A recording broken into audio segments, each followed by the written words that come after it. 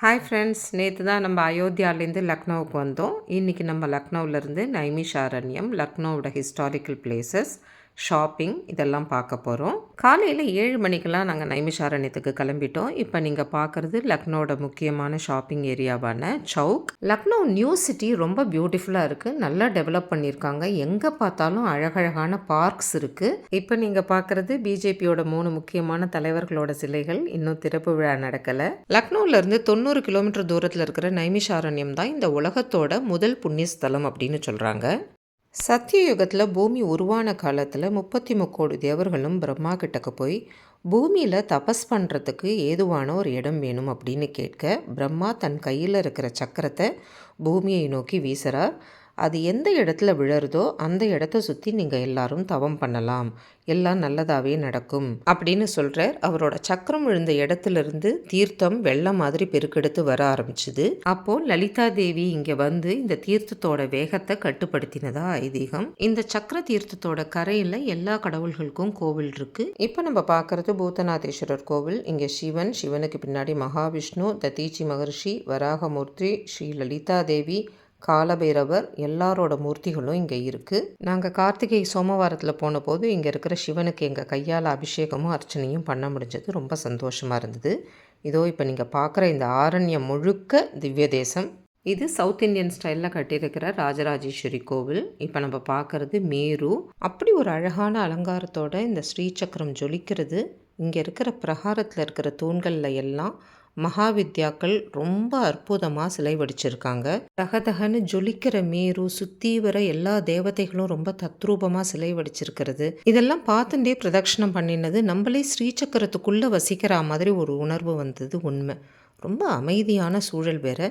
இந்த மேருவுக்கு பின்பக்கம் 10 படி ஏறி போனால் ராஜராஜேஸ்வரி கையில் கரும்பு வில்லோட கம்பீரமாக வீற்றிருக்கா. அம்பாவை பார்க்குறதுக்கே கண்கொள்ளா காட்சியாக இருந்தது. இங்கேருந்து நம்ம அடுத்ததாக போக போகிறது வியாசகடி. இங்கேருந்து தான் வியாசர் 18 புராணங்கள், மகாபாரதம், வேதம் எல்லாத்தையும் எழுதினதாக சொல்கிறாங்க.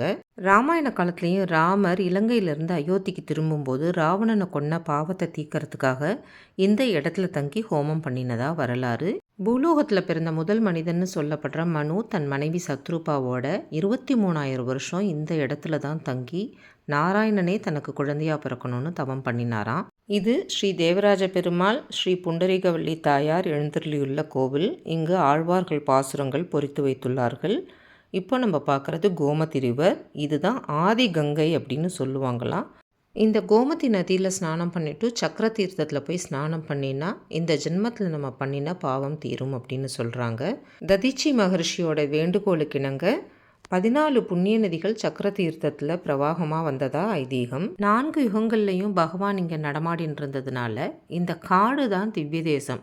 பிரத்யேகமாக கோவில்னு எதுவும் கிடையாது. இது லக்ஷ்மி நாராயண் மந்திர். இங்கே தங்கறதுக்கெல்லாம் வசதி இருக்குது. இது நாரதானந்த ஆசிரம். இதுக்குள்ளே திருப்பதி மாதிரியே பிரசன்ன வெங்கடேச பெருமாள் கோவில் இருக்குது. அடுத்ததாக நம்ம போக போகிறது பார்வதி தேவியோட நாபி விழுந்ததாக சொல்லப்படுற லலிதா தேவி கோவில். இது ஒரு சக்தி பீட்டம்.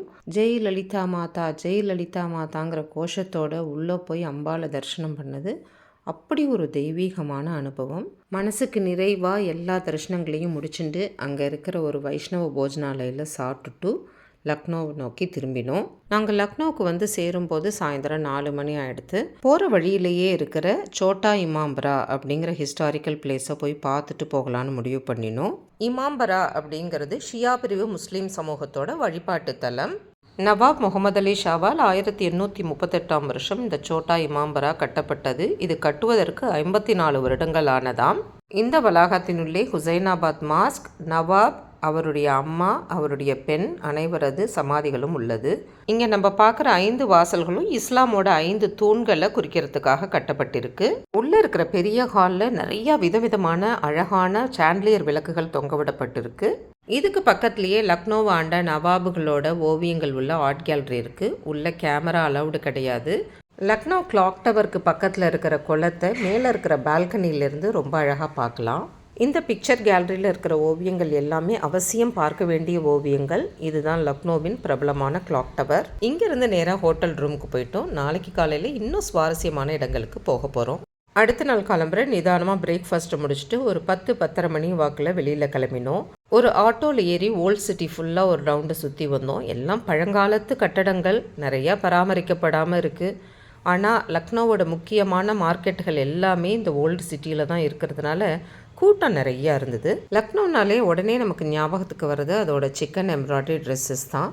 நிறைய கடைகள் ஏறி இறங்கிட்டு கடைசியில் அமீனாபாத் மார்க்கெட் அப்படிங்கிற இடத்துல ஒரு 2 கடையில் நல்ல நியாயமான விலை, நல்ல டிசைனும் இருந்ததுனால அங்கே நாங்கள் நிறையா துணிமணிகள் வாங்கினோம். காட்டன், ஷிஃபான், ஜார்ஜட்னு பல ரகங்களில் 500 ஆரம்பித்து 50,000 1,00,000 வரைக்கும் இங்கே துணிமணிகள் கிடைக்கிறது. பெண்களுக்கு மட்டும் இல்லை, இங்கே ஆண்களுக்கும் நிறையா ஷர்ட், குர்தாவெலாம் ரொம்ப நல்லா இருக்குது. ஒவ்வொரு கை வேலைப்பாடும் பார்த்தா அவ்வளோ அழகாக இருந்தது. ஆசை தீர ஷாப்பிங் பண்ணிவிட்டு அங்கேருந்து கிளம்பினோம்.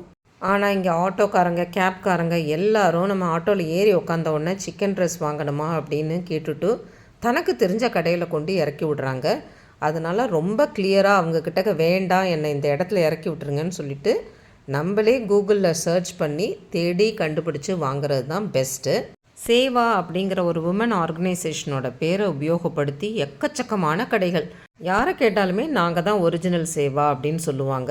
ஒவ்வொருத்தரும் ஒவ்வொரு விதமாக ப்ரைஸிங் போட்டிருக்கிறதுனால சந்தேகம் வந்து அப்புறம் நாங்களே அமீனாபாத் மார்க்கெட்டில் போய் இந்த கடையை கண்டுபிடிச்சி வாங்கினோம். லக்னோவோட ஸ்ட்ரீட் ஃபுட்டும் ரொம்ப famous. Samosa, kachori, cutlet, bread sandwich, jalebi இதெல்லாம் கட்டாயம் சாப்பிட்டே பார்க்கணும். நாங்கள் சமோசாவும் ஜிலேபியும் மட்டும்தான் சாப்பிட்டோம். ரொம்ப டேஸ்டியாக இருந்தது. நிறைய ஷாப்பிங் பண்ணிட்டதுனால ஒரு பேக் வேறு எங்களுக்கு வாங்க வேண்டியிருந்தது. ஒரு பேக்கையும் வாங்கி அதில் எல்லா துணிமணிகளையும் வச்சு நேராக ஹோட்டல் ரூமுக்கு போய் அங்கே போய் லக்கேஜை வச்சுட்டு லஞ்சு சாப்பிட்டுட்டு அதுக்கப்புறம் படா இமாம்ப்ரா போகிறதுக்கு நாங்கள் கிளம்பினோம். நேற்று சோட்டா இமாம்ப்ரா போனோம் இல்லையா, அதுக்கு பக்கத்தில் தான் இந்த படா இமாம்ப்ராவும் இருக்குது. இது ரொம்ப பெருசு. இதுக்குள்ளே தான் லக்னோவோட பிரபலமான பூல்புலாயா அப்படிங்கிற இடம் இருக்குது. இப்போ நமக்கு நேராக தெரியறது இல்லையா ஒரு பெரிய நுழைவாயில் மாதிரி, இதுக்கு பேர் தான் ரூமி தர்வாசா அப்படின்னு பேர். இதுக்குள்ளே போனால் தான் படா இமாம்ப்ரா இருக்குது. இந்த ஆர்ச் முன்னாடியிலேருந்து பார்க்குறதுக்கு ஒரே ஒரு என்ட்ரன்ஸ் மாதிரி இருக்கும். இது பின்பக்கத்துலேருந்து பார்த்தா 3 நுழைவாயிலாக நமக்கு தெரியும். இது மாதிரி நிறைய சுவாரஸ்யங்கள் இந்த படா இமாம்ப்ராவில் உண்டு. 1780ஆம் வருஷம் நவாப் அசஃபதுல்லாவால் இந்த கட்டடம் ஆரம்பிக்கப்பட்டது. அப்போ பெரிய பஞ்சம் ஏற்பட்டதால் மக்களுக்கு வேலைவாய்ப்பை ஏற்படுத்தி கொடுக்கறதுக்காக இந்த கட்டடத்தை கட்ட ஆரம்பித்தாங்க. இதில் என்ன ஒரு சுவாரஸ்யமான விஷயம்னா, சாதாரண மக்கள்லாம் வந்து காலையில் இந்த கட்டடத்தை கட்டுவாங்களாம். ரொம்ப பெரிய மனிதர்கள் இருக்காங்க இல்லையா, செல்வந்தர்கள், அந்த மாதிரி இருக்கிறவங்களாம் ராத்திரி போய் அவங்க கட்டினதெல்லாம் இடிச்சு விடுவாங்களாம். வேலை வாய்ப்பை அதிகரிக்கிறதுக்கு இதை ஒரு வழியாக பயன்படுத்தியிருக்காங்க. இந்த இமாம்ப்ராவோட நுழைவாயில்கள் மிக நுணுக்கமான வேலைப்பாடுகளோட ரொம்ப அழகாக அமைக்கப்பட்டிருக்கு. முர்ஷிதாபாத்தில் இருக்கிற நிசாமத் இமாம்ப்ராக்கு அப்புறம் இதுதான் உலகத்திலேயே பெரிய இமாம்ப்ரா அப்படின்னு சொல்கிறாங்க. இந்த இமாம்ப்ரா கட்டுறதுக்கு ஆர்கிடெக்டை காம்படிஷன் வச்சு செலக்ட் பண்ணினாங்களாம். அதில் வின் பண்ணினது டெல்லியை சேர்ந்த கிஃபாயத்துல்லா அப்படிங்கிற ஆர்கிடெக்ட். இந்த காம்ப்ளெக்ஸ்குள்ளே முகரம் சமயத்தில் வழிபடுறதுக்காக பெரிய மாஸ்க் ஒன்று, அஸ்ஃபி மாஸ்க் அப்படின்னு பேர், அதுவும் புல்புலாயா அப்படிங்கிற மேஸும் இருக்குது. இப்போ நம்ம பார்க்குறோம் இல்லையா, இதுதான் இந்த இமாம்ப்ராவோட மெயின் ஹால். அது உள்ளே வந்து நம்ம கேமரா எடுத்துன்னு போக முடியாது.